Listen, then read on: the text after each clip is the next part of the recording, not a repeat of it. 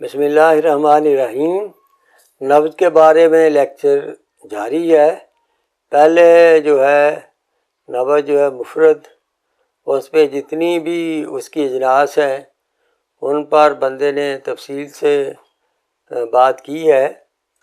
آج ہم مرکب نبض کے حوالے سے بات کریں گے۔ تعریف: مرکب نبض اس نبض کو کہتے ہیں جس میں چند مفرد نبضیں مل کر ایک حالت پیدا کر دیں۔ یہ ہے مرکب نبض کی تعریف، ڈیفینیشن۔ اسی سلسلہ میں اطباء نے نبض کی چند مرکب صورتیں بیان کی ہیں جس میں انسان کی بعض حالتوں پر خاص طور پر روشنی پڑتی ہے، اور خاص امراض میں نبض کی جو مرکب کیفیت پیدا ہوتی ہے ان کا اظہار ہوتا ہے مرکب نبض کے ذریعے سے۔ ان کا فائدہ یہ ہے کہ ایک معالج آسانی سے متقدمین اطباء کرام کے تجربات اور مشاہدات سے مستفید ہو سکتا ہے۔ وہ مرکب نبضیں چند ایک ہیں، وہ اب میں بیان کرتا ہوں۔ نبض عظیم ایک یہ نبض ہے، وہ نبض جو طویل عرض و شرف میں زیادہ ہو، یعنی طوالت میں بھی ہو، شرف میں بھی ہو، اور اس کے ساتھ عرض میں بھی ہو۔ ایسی نبض عظیم نبض کہلاتی ہے، اور ایسی نبض قوت کی زیادتی کا اظہار ہے، اسے قوت کی زیادتی کا اظہار ہوتا ہے۔ اسے ہم عضلاتی نبض کہیں گے۔ جو نبض تینوں اعتبار سے صغیر ہوگی وہ قوت کی کمی کا اظہار ہے، اور وہ اعصابی نبض ہوگی۔ تو یہ نبض عظیم ہے۔ اگر یہ عرض، طوالت، شرف میں زیادہ ہوگی تو یہ عظیم ہوگی، جو قوت کی ماشاءاللہ غلبے کا اظہار ہے۔ اگر اس کے متضاد ہوگی تو کمزوری کا اظہار ہے، ضعف کا اظہار ہے، یہ عضلاتی ہوگی۔ اور دوسری اس کے متضاد وہ اعصابی ہوگی۔ نبض غلیظ: غلیظ وہ نبض ہے جو شرف، چوڑائی اور بلندی میں زیادہ ہو، یعنی جو صرف اور صرف چوڑائی جس کی زیادہ ہو اور بلندی میں زیادہ ہو، یہ دو حالتیں اس کی ہوں صرف۔ ایسی نبض عضلاتی اعصابی نبض ہوگی، یعنی جو مشرف ہو اور چوڑی بھی ہو، ریا سے پر ہو۔ بعض اوقات ایسی نبض پائپ کی طرح ہو جاتی ہے۔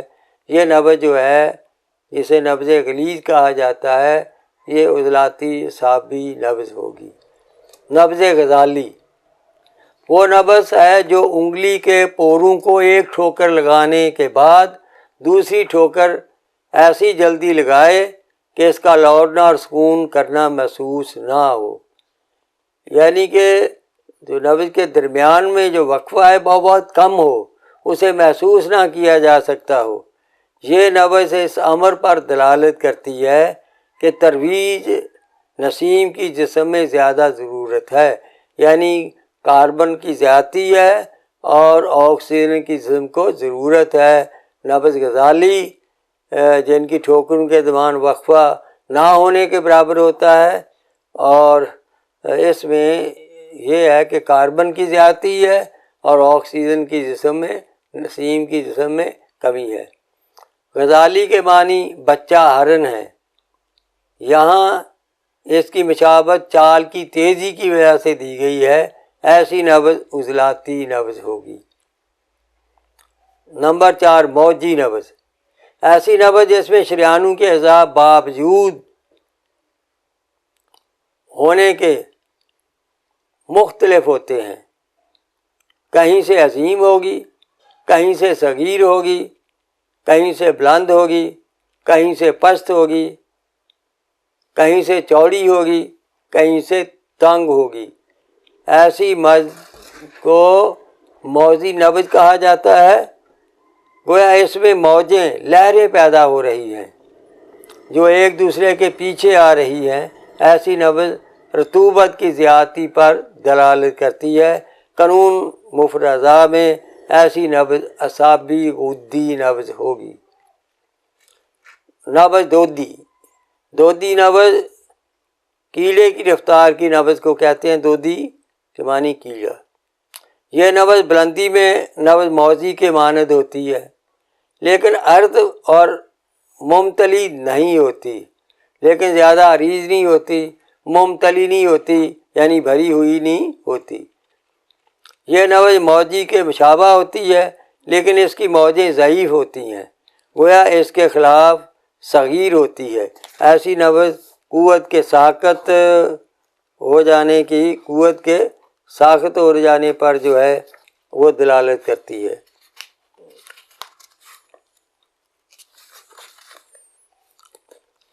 لیکن سکوت قوت پورے طور پر نہیں ہوتا۔ اس نبض کو دودی اس لیے کہتے ہیں کہ یہ حرکت میں اس کیڑے کی مشابہ ہوتی ہے جس کے بہت سے پاؤں ہوتے ہیں۔ ایسی نبض غدی اعصابی ہوگی، بوجہ تحلیل نبض میں ذوب پیدا ہو جاتا ہے۔ نبض ممتلی، چھٹی مرکب نبض جو ہے وہ ممتلی ہوتی ہے۔ یہ وہ نبض ہے جو نہایت ہی صغیر اور متواتر ہوتی ہے۔ ایسی نبض اکثر قوت کے کامل طور پر ساقط ہو جانے اور قرب الموت کے وقت ہوتی ہے۔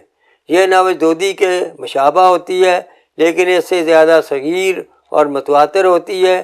یہ اعصابی غدی کی انتہائی صورت ہے۔ نبض منشاری، آرے کے دندانوں کی مانند۔ یہ وہ نبض ہے جو بہت مشرف، سلب، متواتر اور سری ہوتی ہے۔ اس کی ٹھوکر اور بلندی میں اختلاف ہوتا ہے، یعنی بعض اعضاء سختی سے ٹھوکر لگاتے ہیں، بعض نرمی سے، یعنی کبھی زور سے ٹھوکر لگائے گی، کبھی نرمی سے ٹھوکر لگائے گی۔ ہاں جی، اور بعض زیادہ بلند ہوتے ہیں اور بعض جو ہیں ٹھوکر جو پست رہ جاتی ہے کہ اس نبض کے بعض اعضاء نیچے اترتے وقت بعض انگلیوں کو ٹھوکر مار دیتے ہیں، یعنی ایک پور کو جس بلندی سے ٹھوکر لگاتے ہیں اس سے کم دوسرے پور کو یہ نبض ٹھوکر لگاتی ہے۔ اس امر کو ظاہر کرتی ہے کہ کسی عضو میں ورم پیدا ہو گیا ہے، خاص طور پر پھیپھڑوں اور عضلات میں۔ صاف ظاہر ہے کہ یہ عضلاتی اعصابی تحریک کی بگڑی ہوئی نبض ہوگی۔ نبض ضمب الفار یعنی ذو الفطرہ، نبض واقع فی الاوسط، نبض جو ہے مرتعش اور ملتوی وغیرہ بھی بیان کی جاتی ہیں۔ یہ نبضیں بھی اس میں بیان کی جاتی ہیں طب قدیم میں، جن سے کسی مجاز کی واضح پہچان نہیں ہو سکتی، کسی ایک مجاز کی طرف یہ دلالت نہیں کرتی، اس لیے ان سے صرف نظر کیا جاتا ہے۔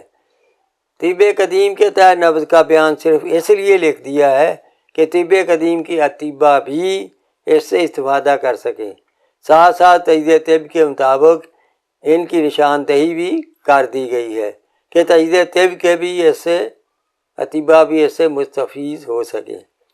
نبض کے بارے تجزیہ طب کی رہنمائی مکمل اور کافی ہے۔ مجدد حکیمی انقلاب نے علم و نبض پر بھی انتہائی محنت کے ساتھ تجدید کی۔ اپنے تجربات اور مشاہدات کی روشنی میں نبض کو انتہائی آسان کرتے ہوئے اسے بھی اعضائے رئیسہ، دل، دماغ اور جگر کے ساتھ مخصوص کر دیا، تطبیق پیدا کر دی، جو کہ فن طب میں ایک بہت بڑا کمال اور انقلاب ہے۔ اس اعتبار سے قانون مفرزہ میں مفرد نبض کی اقسام صرف 3 ہیں، جنہیں اعصابی نبض، عضلاتی نبض اور غدی نبض کہیں گے۔ پھر ہر ایک مرکب نبض کی اقسام کو انہی اعضائے رئیسہ کے باہمی تعلق کے مد نظر 6 اقسام میں تقسیم کر دیا گیا ہے، جو کہ بالترتیب اعصابی عضلاتی، عضلاتی اعصابی، عضلاتی غدی، غدی عضلاتی اور غدی اعصابی اور اعصابی غدی ہیں۔ اب پہلے مفرد نبض کی شناخت و وضاحت کو بیان کیا جاتا ہے، یعنی اعصابی نبض۔ ایسی نبض جو کثیر ہو، منخفض ہو یعنی نیچے ہو، کثیر کا معنی چھوٹی ہو، منخفض ہو یعنی نیچے ہو، انگلیوں کے دبانے سے ملے، عریض ہو یعنی نصف جو انگلیوں کا پور ہے وہ نصف پور سے زیادہ کشادہ ہو، وہ زیادہ کھلی ہو، اسے کہیں گے عریض۔ لین ہو یعنی تھوڑا سا دبایا جائے تو وہ دب جائے، جیسے کہ نبض ہے ہی نہیں، آسانی سے دب جاتی ہے۔ بطیء ہو یعنی سست ہو، اس کی رفتار کافی سست ہو، ایسی نبض جس میں یہ جو ہے جس کے وجود میں آثار پائے جائیں گے، ایسی نبض جو ہے اس کو ہم اعصابی نبض کہتے ہیں۔ اب دوسری مفرد نبض عضلاتی۔ عضلاتی نبض جب ہاتھ مریض کی کلائی پر آہستہ سے رکھا جائے، نبض اوپر ہی بلندی پر محسوس ہو، یعنی نبض دیکھنے کے لیے بازو پر نبض کے مقام پر ہاتھ رکھا جائے، اسے بغیر دبانے سے صرف ہاتھ رکھ کر محسوس کیا جائے تو نبض جو ہے وہ انگلیوں سے ٹکرانے لگے، ہاں جی، اور اس کے ساتھ وہ سلب ہو، سخت بھی ہو، اس کو ٹٹول کر محسوس کیا جائے تو سلب ہو یعنی وہ سخت ہو، کرڑی ہو۔ اسی طرح سریع ہو، رفتار میں وہ ذرا تیز ہو، قوی ہو، قوی کا مطلب ہے انگلیوں کو اوپر کو اٹھائے، اسے دبانے کی کوشش کی جائے تو وہ انگلیوں کو اوپر کو اٹھائے، اسے قوی کہتے ہیں۔ تو ایسی نبض عضلاتی نبض کہلاتی ہے۔ ایسی نبض جسم میں خشکی، ریاء، صداع اور بواسیری زہر کا اظہار کرتی ہے۔ اب تیسری مفرد نبض جو ہے وہ ہے غدی عضلاتی، غدی نبض۔ غدی نبض، مریض کی نبض پر ہاتھ رکھیں اور آہستہ آہستہ سے انگلیوں کو دباتے جائیں۔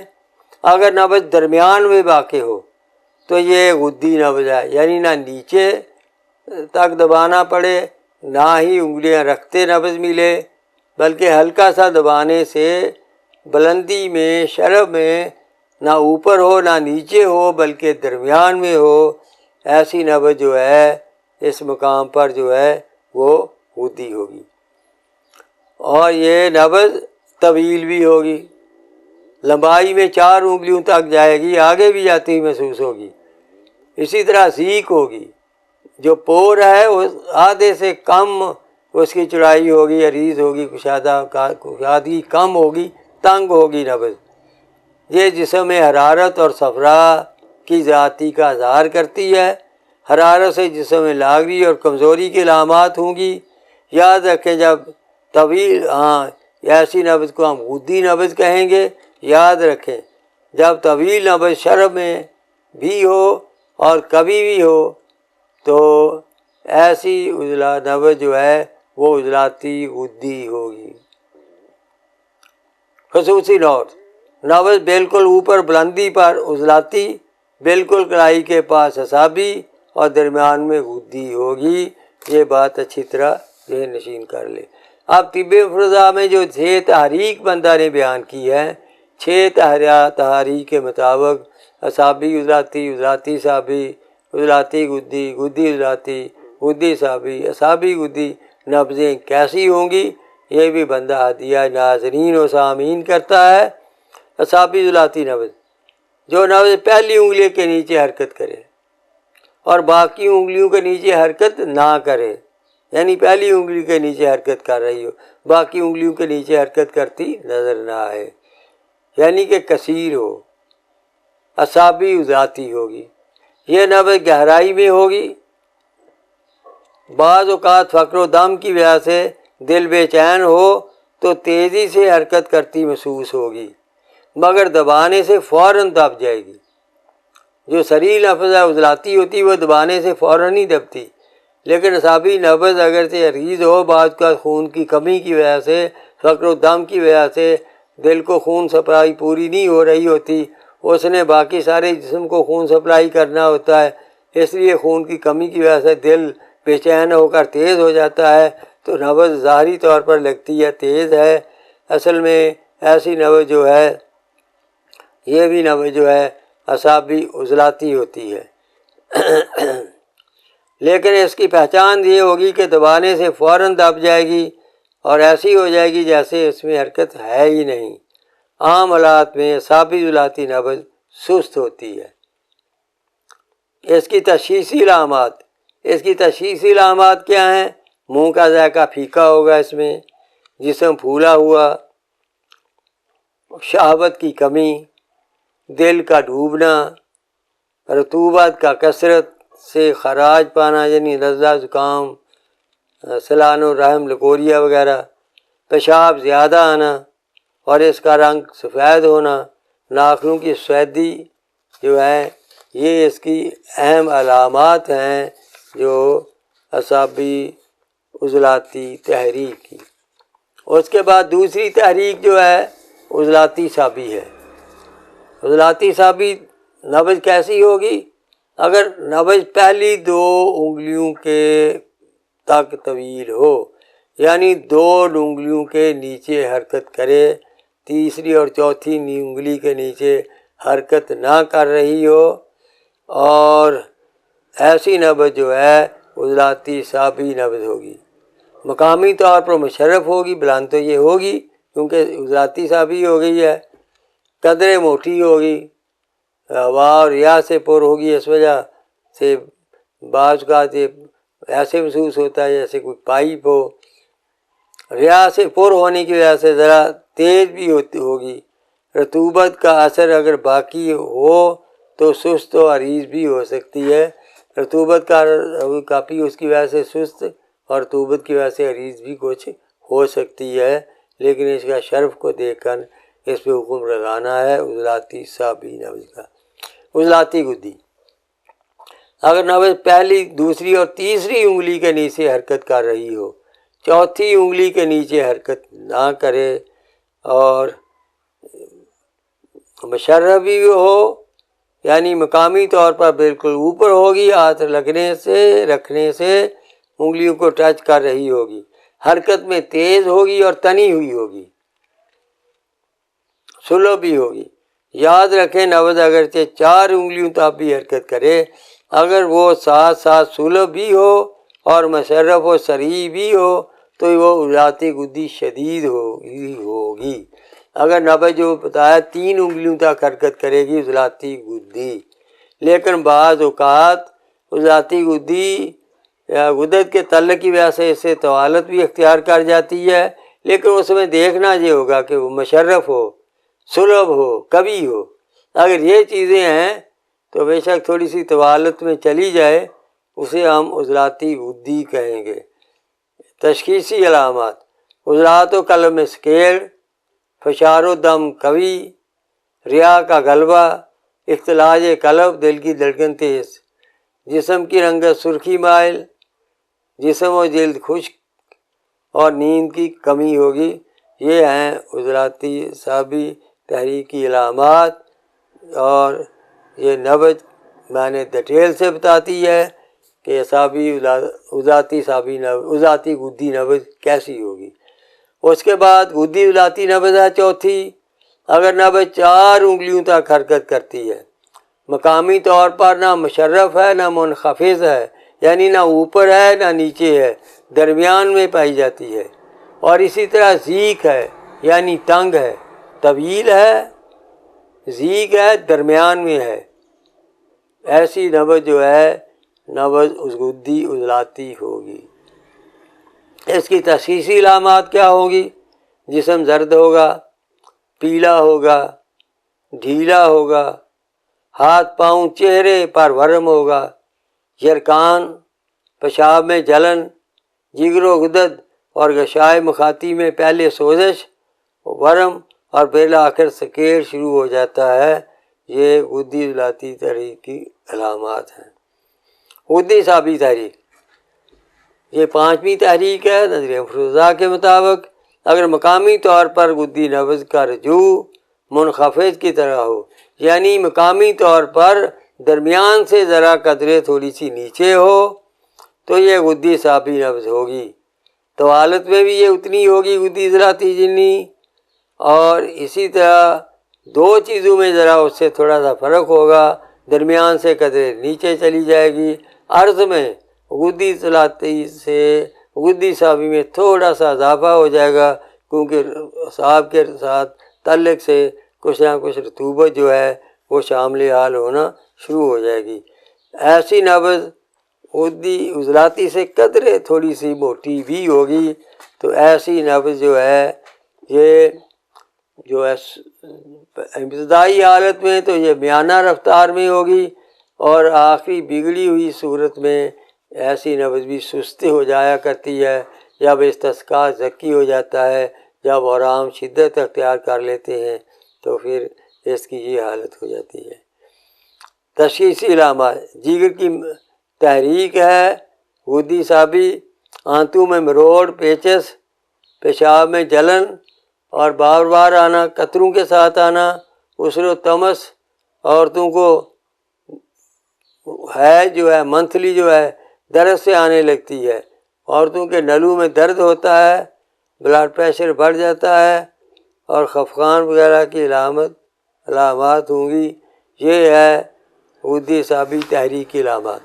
آخر میں اعصابی غدی، اعصابی غدی کی نبض جو ہے وہ انتہائی جو ہے عریض ہوگی، یعنی کشادہ ہوگی، کثیر ہو جائے گی، یعنی بہت چھوٹی ہو جائے گی، اور اسی طرح جو ہے یہ منخفض ہو جائے گی، یعنی سب سے نیچے جو انتہائی نیچی نبض پائی جاتی ہے 1 انگلیوں تک یا زیادہ سے زیادہ 1.5 انگلیوں تک، اس سے آگے نہیں یہ جائے گی اعصابی غدی، اور یہ عریض بھی ہوگی، اعصابی ذلاتی کی نسبت زیادہ عریض ہوگی، اور غدی صابی کی نسبت بھی زیادہ عریض ہوگی، تو ایسی نبض جو ہے یہ اعصابی غدی ہوگی۔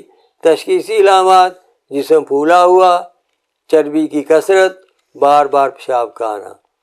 بعض اطباء نے ہر نبض کے ساتھ علامات کی بڑی طویل فہرست لکھ کر دی ہے، جس کی کہ چنداں ضرورت نہیں ہے، کیونکہ ہمارے قانون فضا میں تو ہر تحریک کی جداگانہ علامات کو سر سے لے کر پاؤں تک وضاحت کے ساتھ تفصیل سے بیان کر دیا گیا ہے۔ مثلاً جس طبیب کو اعصابی ذلاتی علامات معلوم ہیں تو وہ بخوبی یہ جانتا ہے کہ اعصابی ذلاتی نبض کی کیا کیا علامات ہیں جو مریض میں پائی جاتی ہیں۔ اسی طرح دیگر تمام تحریکی نبض سے علامات کی تخلیق خود بخود پیدا ہو گئی ہے، کی تطبیق خود بخود پیدا ہو گئی ہے۔ ان کا یہاں یہ بیان کرنا ایک توالت کا باعث ہوگا، اور دوسرا نفس بدون سے دوری کا باعث بن جائے گا۔ اس لیے یہ نبضیں جو ہیں 6 انہی پہ اکتفا کیا جاتا ہے طب مفرد کے مطابق۔